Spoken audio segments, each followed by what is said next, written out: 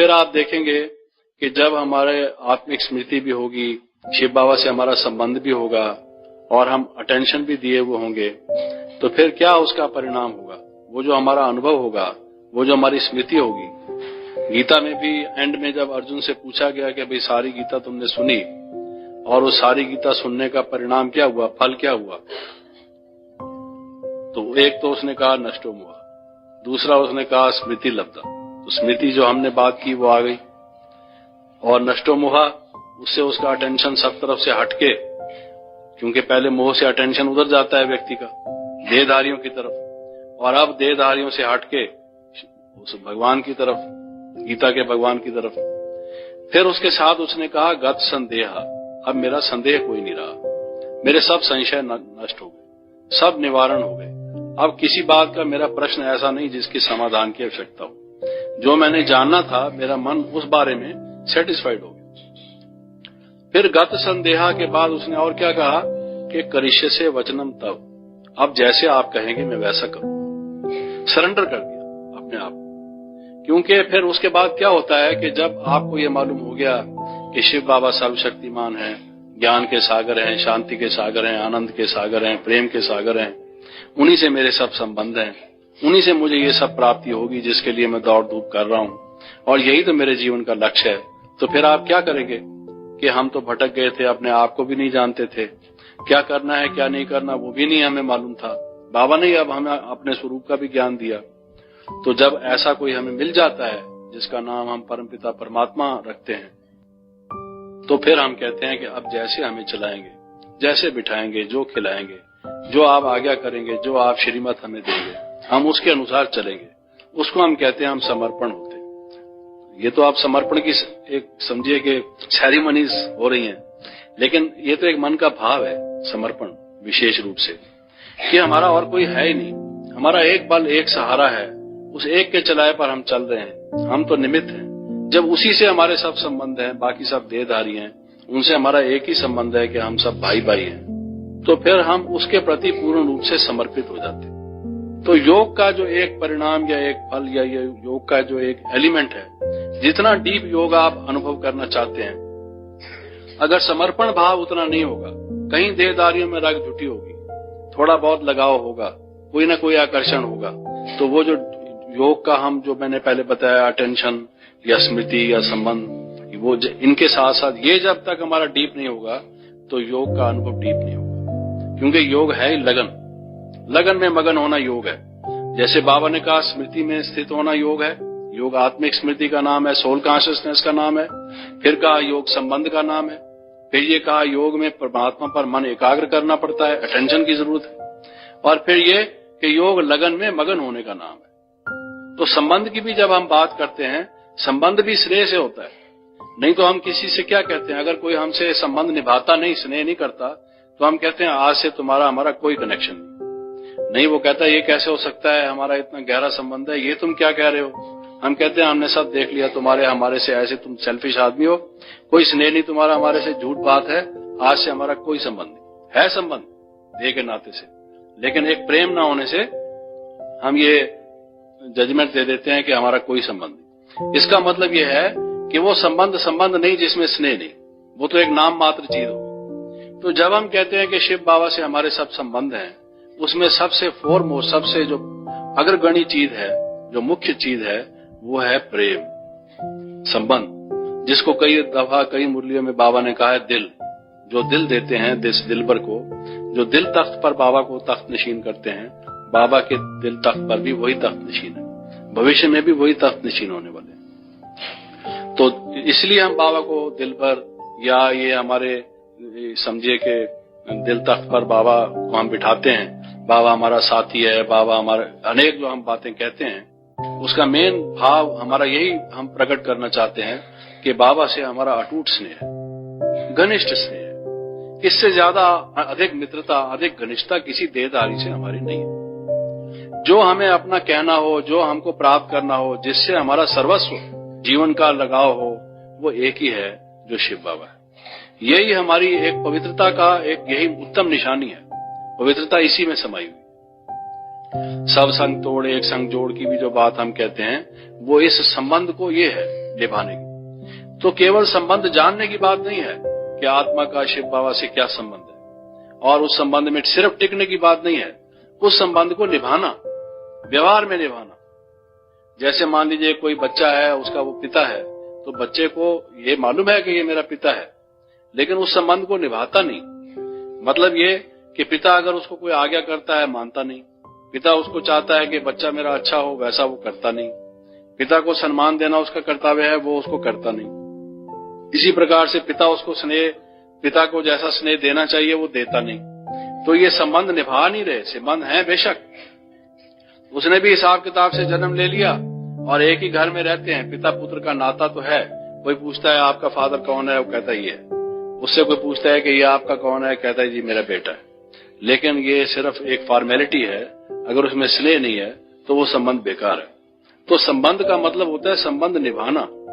अगर जब हमें मालूम पड़ गया कि शिव बाबा हमारा माता पिता शिक्षक सदगुरु सर्वस्व है, जब सर्वस्व है तो उसको निभाना भी जानो कि पिता को साथ संबंध कैसे निभाया जाता है, माता के साथ कैसे निभाया जाता है, सखा के साथ कैसे निभाया जाता है, टीचर के साथ कैसे, सदगुरु के साथ कैसे, ऐसे सर्व संबंध हमें उसको निभाने कैसे हैं। ये योग इससे आधारित है। यही इसलिए योग जो दूसरे लोग हैं वो ये नहीं कर सकते, क्योंकि उनको ये पता ही नहीं ये बातें। यही बातें जब बाप आते हैं और प्रैक्टिकली हमारे सामने ये सारे कर्तव्य उनके चलते हैं, हमारे ये सब संबंध व्यवहार में आते हैं उनसे, तब हम उसका अनुभव करते हैं। तो इसलिए योग की जब मैंने बात कही कि योग संबंध है, योग माना संबंध को जोड़ना। बाबा कहते हैं योग माना जोड़ क्या, आत्मा का परमात्मा के साथ संबंध किस तरह से, बुद्धि से या मन से, ये हम योग की व्याख्या देते हैं। तो अगर ऐसी बात है तो उसमें लव का होना बहुत जरूरी है, क्योंकि उससे फिर संबंध स्पष्ट होता है। उसके बिना संबंध का कोई टिकाव नहीं, कोई फाउंडेशन नहीं, और फिर व्यवहार में भी उस संबंध को निभाना, तब है उसका योगी का जोगी जीवन सफल। ये एक विशेष बात है। तो योग के ये एक जो हम डीप अनुभव करना चाहते हैं, इनमें से हर एक चीज जब डीप होगी तब आप देखेंगे कि हमारा योग भी डीप होगा। तो सरेंडर की बात भी मैंने कही कि जब हमारे सब संबंध उसके साथ हैं, जब सचमुच हमने समझ लिया कि हम गलत रास्ते पर थे, भटक गए थे, दलदल में फंसे हुए थे, रावण की जंजीरों में जकड़े हुए थे, बाबा आपने कमाल कर दिया, आपने हमें निकाल दिया। हम तो कहां से कहां पड़े थे, 63 जन्म से गिरते ही चले आ रहे थे।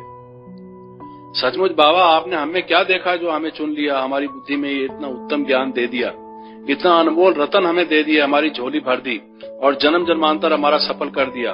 बाबा हम अब आपके हो चुके। इसी का नाम है सरेंडर करना। हम उसके हो चुके। इसको कहो सगाई हो गई, हम उसके हो गए, वो हमारा हो गया, किसी भी नाम से इसको कह दो, फिर विविध रूप से हम इसको कहते हैं। ये जितना भाव हमारा स्ट्रांग होगा, जितना डीप होगा, जैसे बच्चा छोटे बच्चे को माँ लिए वो होती है यहाँ पर, तो दूसरा कोई उसको ऐसे वेलकम करता है कि मेरे पास आ जाओ, तो जितना छोटा होता है उसकी अटैचमेंट उससे इतनी होती है, माँ से रोने लग जाता है, जाता नहीं किसी के साथ भी, अपनी माँ के साथ ही रहना चाहता है। तो हमारी जो शिव बाबा के साथ बाकी सब अटैचमेंट हटा के उधर से डिटैच होके ये अटैचमेंट होनी हमारी ऐसी चाहिए कि हम सब चीज छोड़ सकते हैं। सारी दुनिया एक तरफ, ये बाबा हमारा एक तरफ। हम इसके लिए कुछ भी कुर्बानी दे सकते हैं, जिसको हम कहते हैं मैं वारी जाऊं, मैं कुर्बान जाऊं, मैं न्यौछावर जाऊं। We can do anything for him. उसके लिए जो हमको करने की आवश्यकता है, जो बाबा हमारा कहता है, जिस तरह से वो कहते हैं भाई चांद भी ला दूंगा तुम्हारे लिए, अगर चांद कहोगे मांगोगे तो चांद भी ला दूंगा। तो बाबा हमसे क्या एक्सपेक्ट करता है, क्या हमसे चाहता है, जो हमें बाबा मुरलियों में बताते हैं, हमसे क्या बाबा की एक्सपेक्टेशंस या आशा हैं। बाबा प्यारे बाबा, सिकिलते बाबा, लाडले बाबा, हम वो सब करके दिखाएंगे। अब हम आपके हो चुके, आपके बिना हमारे जीवन में, हमारी स्मृति में, हमारे मन में, हमारी बुद्धि में है ही कुछ नहीं। तो जब है ही वो, तो आप जो कहेंगे हम कर रहेंगे, चाहे हमें मिटना पड़े, खून का आखिरी कतरा बहाना पड़े, हम उसके लिए सब तरह से तैयार हैं। ये जो भाव है, इसका नाम समर्पण में रहता है। ये जब जितना हमारा गहरा होगा, इसको जितना हमारी लगन होगी, जिसको हम एक शब्द में कहते हैं, उतना हम मगन हो सकेंगे।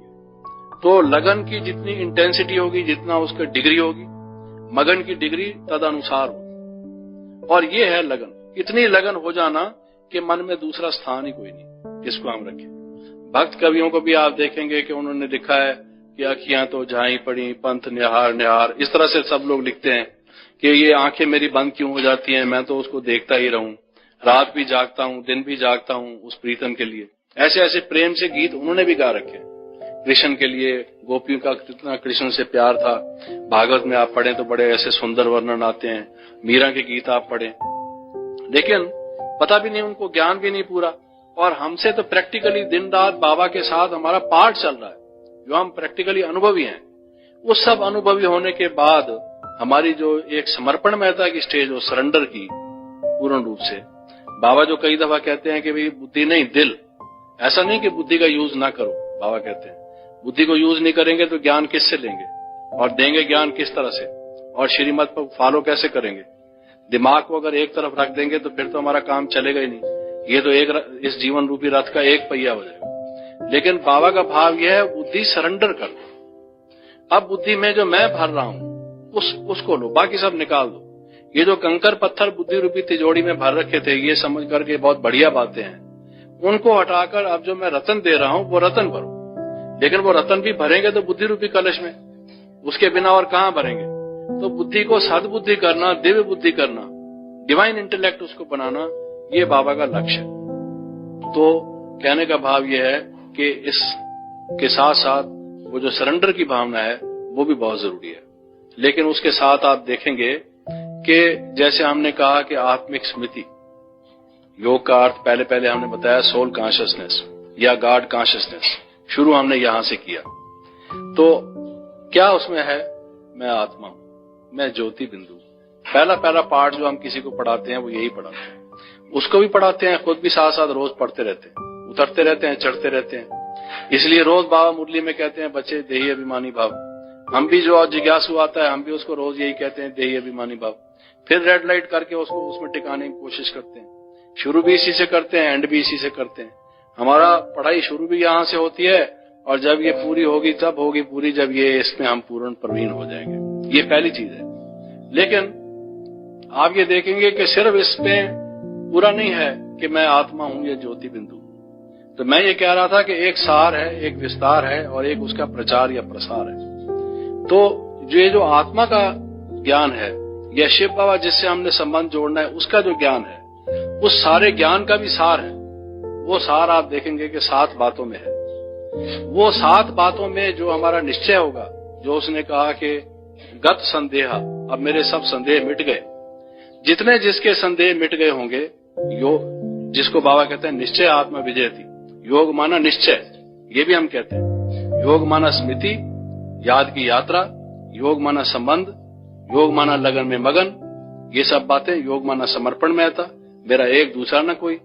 और योग का साथ साथ हम ये क्या कहते हैं, जो अभी मैंने बताया, निश्चय, निश्चय आत्मा विजयति, अटेंशन भी बताया बीच में। तो अभी ये निश्चय जो है आत्मा के स्वरूप में, जो सारे ज्ञान में निश्चय, जो ज्ञान दिया जाता है वो ज्ञान योग परक है।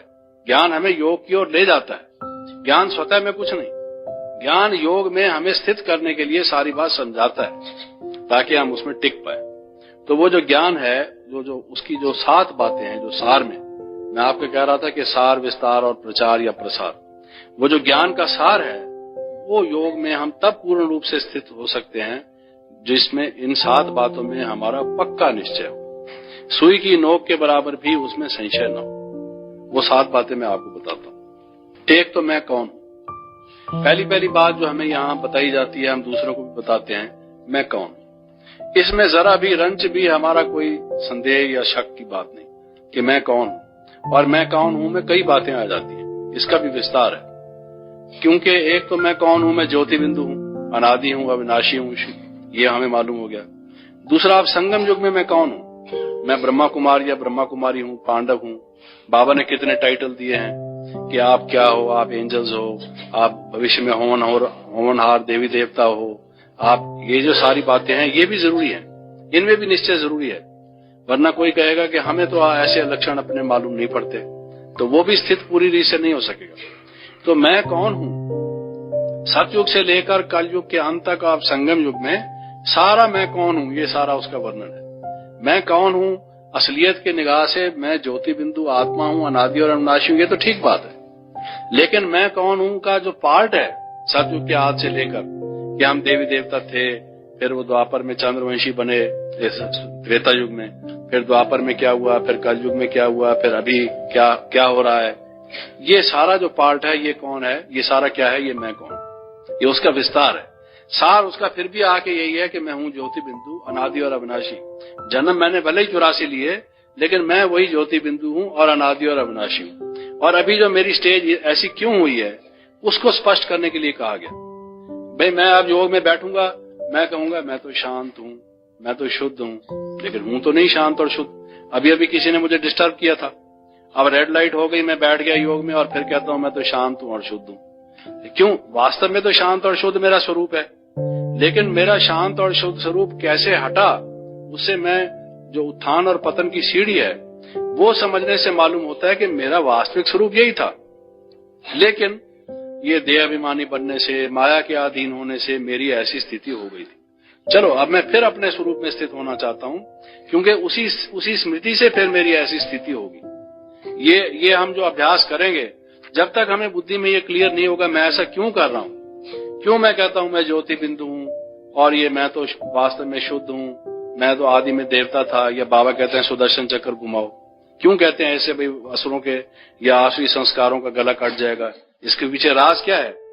क्योंकि मेरी वो फाउंडेशन स्ट्रांग होगी कि वास्तव में मेरा जो स्वरूप था वो तो शांत और शुद्ध था, पवित्र हूं मैं अपने स्वरूप में। अभी वाला मेरा स्वरूप नहीं है, ये मेरी नेचुरल स्टेज नहीं है। लोग तो यही कहते हैं कि भूल करना मनुष्य का स्वधर्म है, टू एरर इज ह्यूमन। वो तो ये कहते हैं इंसान है ही गलतियों का पुतला, कोई ऐसा होता ही नहीं जो ना करे। हम कहते हैं कि ऐसी बात नहीं है, हम पहले परफेक्ट थे, हमारी संपूर्ण स्टेज थी, धीरे धीरे कलाएं हमारी कम हुई और आज हमारी ये कलाएं हम खो बैठे और अब फिर हम वो बनेंगे। अभी की जो आप बात कह रहे हो ये हमारी वास्तविक स्थिति नहीं है, आदिम स्थिति, ओरिजिनल स्टेज नहीं है। ये सारा समझ में होने से मैं जब आप बैठूंगा योग में, तो मैं जब निश्चय करूंगा कि मैं तो शांत हूं, मैं तो शुद्ध हूं, मैं तो अपने आदि स्वरूप में पवित्र हूं, तो मेरे उसके पीछे जो ज्ञान होगा वो मेरे इस भाव को सपोर्ट कर रहा होगा। अगर थोड़ा सा भी संशय होगा तो मन तो कह रहा है कि मैं शांत और शुद्ध हूं और बुद्धि उस बात को मान नहीं रही। कहते कौन कहता है तुम शांत और शुद्ध हो, तुम तो झगड़ालू आदमी हो। तो वो मन और बुद्धि आपस में लड़ेंगे तो वो योग तो टिकेगा नहीं।